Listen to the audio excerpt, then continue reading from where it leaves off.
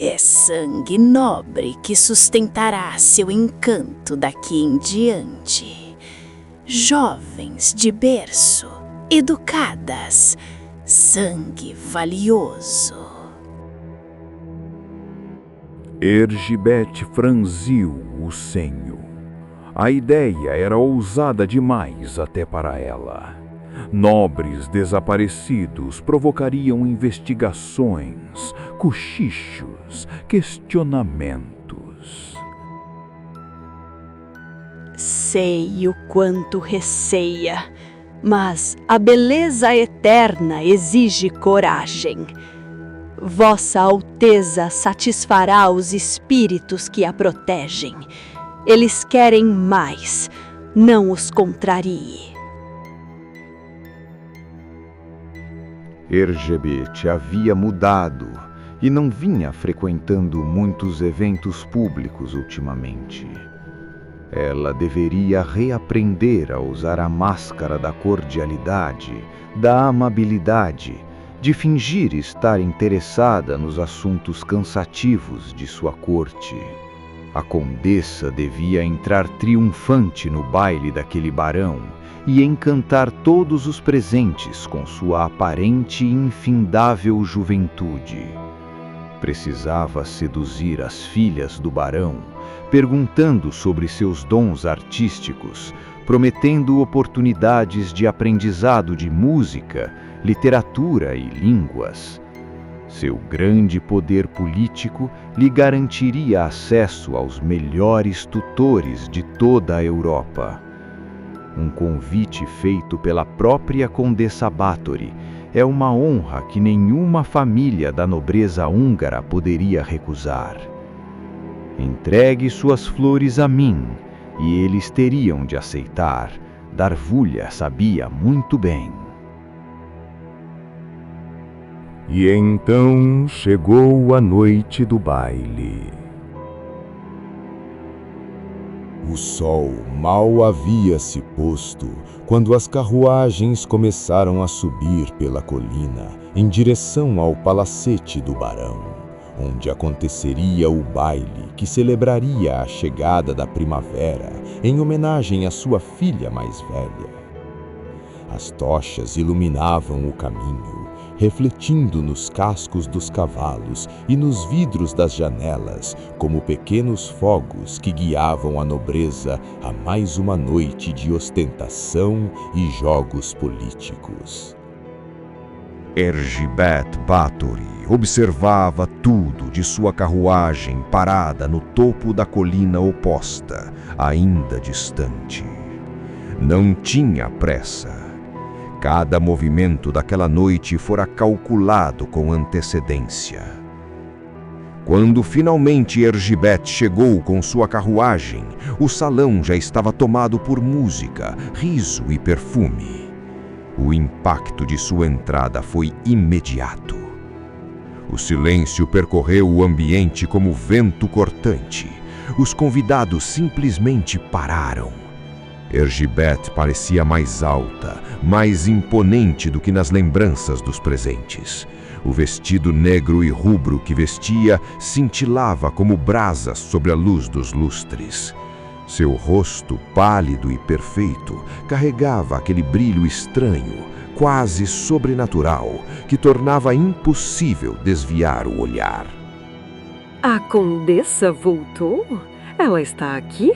Indagou uma das nobres presentes. Ela estava doente, não estava?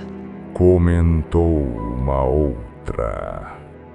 Mas quando Ergibete sorriu, todos cessaram os comentários.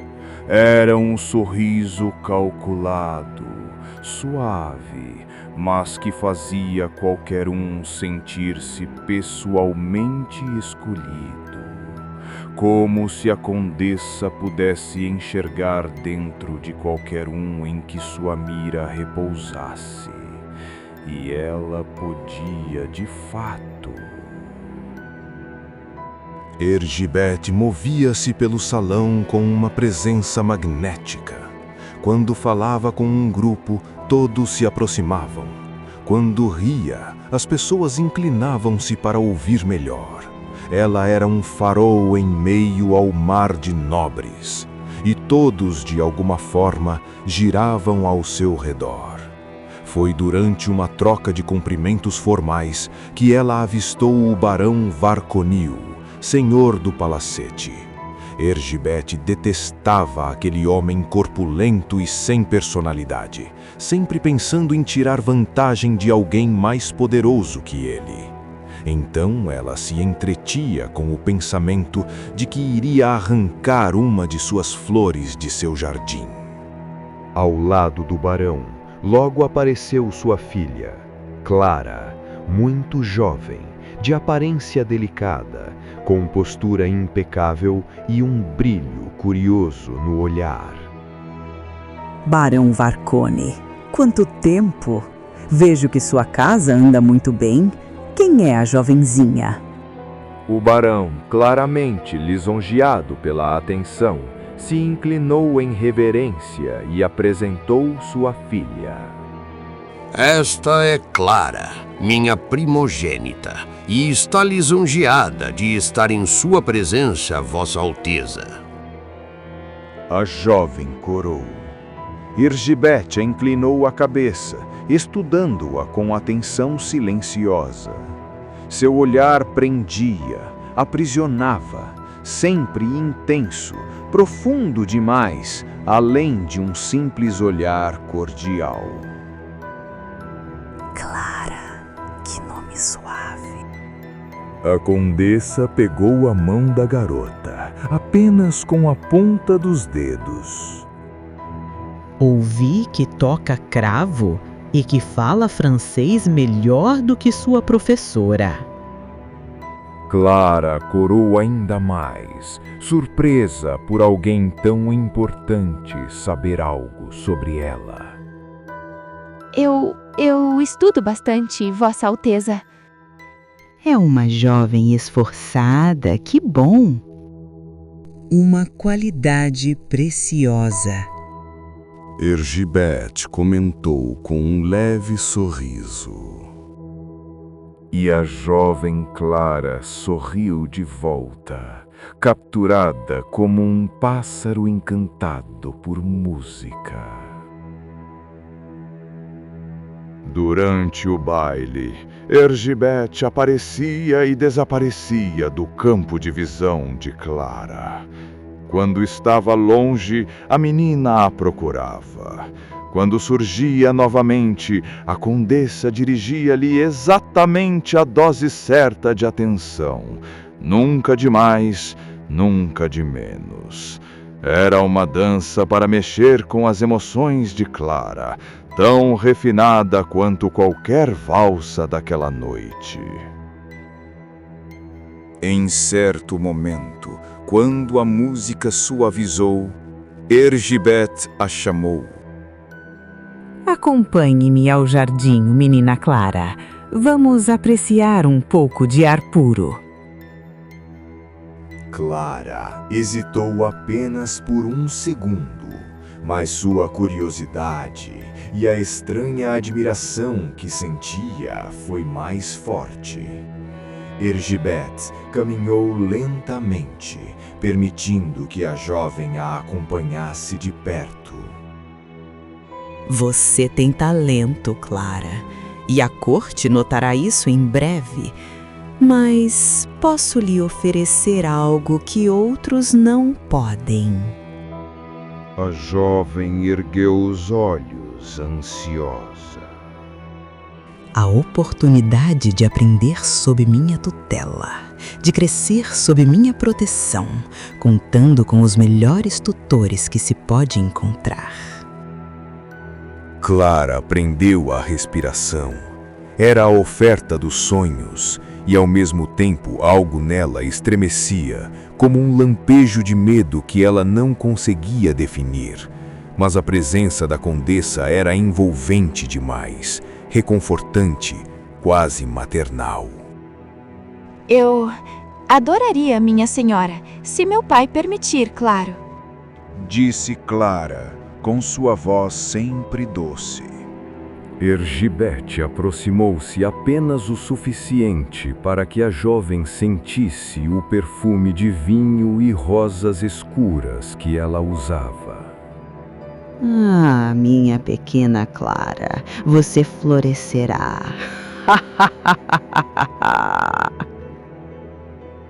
Minutos depois, enquanto Ergibete retornava ao salão com a jovem ao seu lado, Darvúlia observava de longe, discreta, escondida nas sombras. Um sorriso lento se abriu em seu rosto envelhecido. A rede estava lançada, a presa enredada, e ao final do baile, quando o barão Varcone, encantado com a atenção da condessa, concordou com o convite formal, selando a decisão com um aperto de mão, Ergibete olhou satisfeita. A música continuava, mas para ela a noite já estava ganha. No dia seguinte, saindo do palacete do barão, uma carruagem com as iniciais de Ergibete Bathory partiria rumo ao castelo de Cheite, levando uma jovem nobre com sonhos, esperanças e confiança cega. Clara seria a primeira das vítimas de Sangue Azul. As jovens da nobreza desapareceriam em suas viagens pelas estradas, seja na viagem de ida ao castelo da condessa ou na viagem de volta às suas casas. Ataques às carruagens dessas jovens seriam encenados e a culpa seria colocada em gangues de bandoleiros da região, imaginários ou não. A condessa poderia executar um ladrão de estrada, ou talvez algum criado mais curioso, vez ou outra, para mostrar que algo estava sendo feito. A necessidade de mais vítimas fez Ergibete e Darvúlia terem uma ideia ainda mais perversa. Criariam uma escola para jovens mulheres. Assim conseguiriam confinar mais de uma vítima para terem sempre um sacrifício à disposição. Com a construção dessa escola, parecia que o reino de terror da condessa Bathory não teria fim. Durante alguns meses, o castelo de Cheite manteve sua rotina silenciosa e sombria.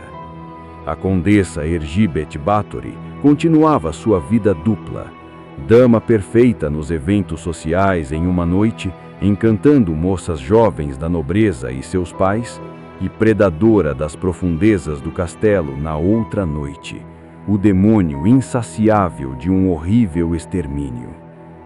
E por algum tempo, parecia que nada poderia ameaçar sua situação. Mas os rumores foram ficando cada vez mais insistentes, e todos apontavam para uma direção. Suspeitas são como fumaça, sempre encontram frestas. Estivan Magyari, ministro luterano, era um homem austero, de olhos atentos e rosto magro marcado por noites de estudo. De seu gabinete, ele era informado de tudo: confissões, lamentos, superstições sussurradas nas esquinas das aldeias. Quase sempre eram exageros, histórias infladas pelo medo. Mas havia algo diferente nos relatos sobre a condessa. As camponesas desapareciam há anos, mas agora eram mencionadas filhas de barões, jovens instruídas, moças que jamais fugiriam sem deixar rastros.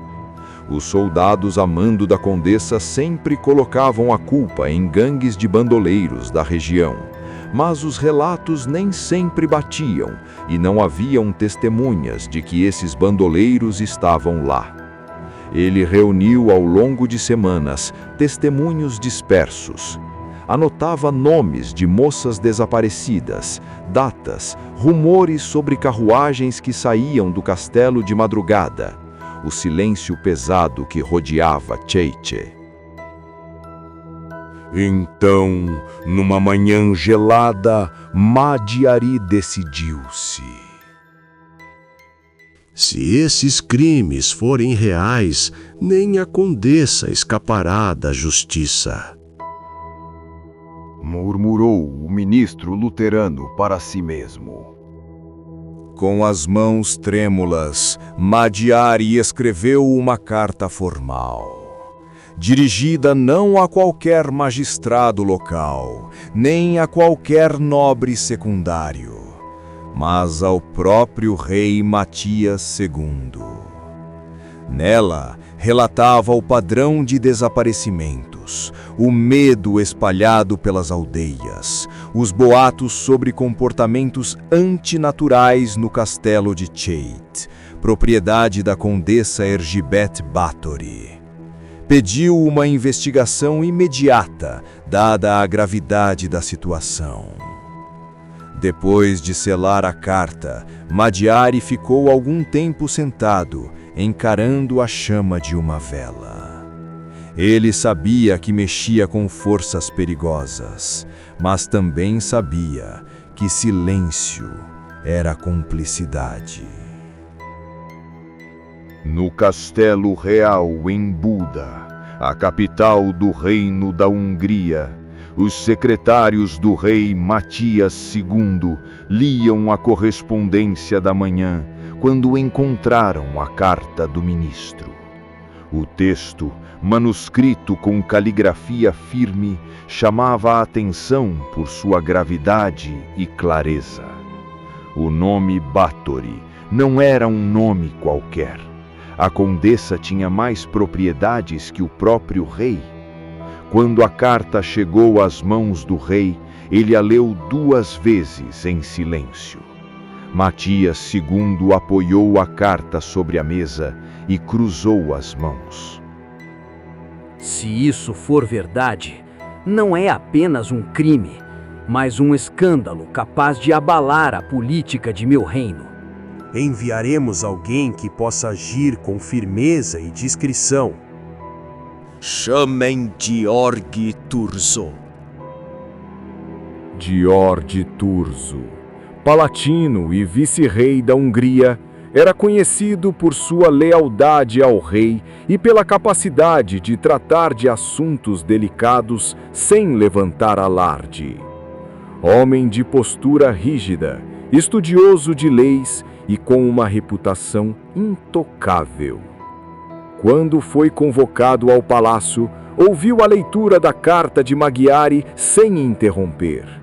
Seus olhos permaneceram estreitos, calculando cada detalhe.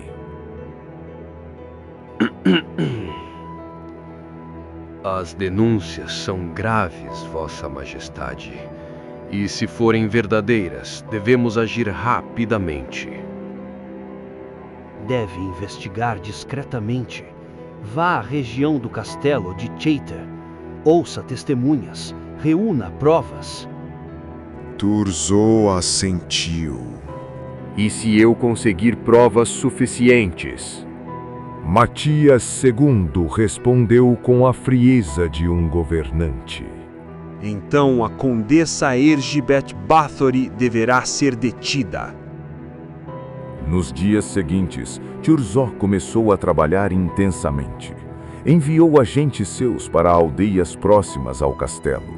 Esses agentes ouviram relatos de pais e mães que falavam de filhas sumidas ao buscarem uma vida melhor, e carroceiros que juravam ter visto carroças cobertas saindo do castelo em noites de neblina. Thurzo foi pessoalmente nas residências de barões e baronesas, em seus palacetes, e pelo que ouviu deles, descobriu que o desaparecimento das jovens nobres e o fato delas estarem sob a guarda da condessa eram fatos interligados. Cada peça encaixada parecia confirmar o que o ministro luterano Madiari temia. Mas ainda faltava o essencial: provas irrefutáveis. E para isso, Thurzo sabia que teria de ir ao castelo ele mesmo. Enquanto as engrenagens do poder começavam a se mover contra ela, Erzsébet Báthory vivia seus dias como sempre. Ela sentia que nada poderia tocá-la. Nada.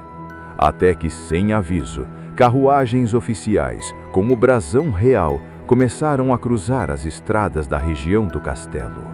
Uma tempestade se aproximava, e a escuridão que habitava os muros de Cheite seria ameaçada pela luz da verdade.